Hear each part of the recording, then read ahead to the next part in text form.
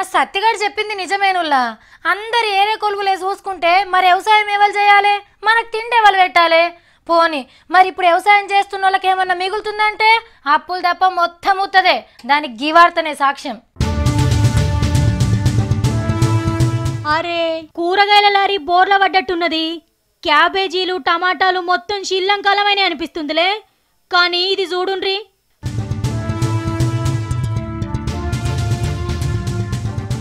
పండించిన రైతులే రోడ్ల మీద వారేసిపోతుండ్రు. దేవునికి కొబ్బరికాయలు కొట్టినట్టు క్యాబేజీలు వలగొడుతుండ్రు. ఎంత కష్టపడి వండించిండ్రో అంత కష్టపడి ఖరాబ్ చేస్తుండ్రు ఛత్తీస్గఢ్ రాష్ట్రంలో రైతులు.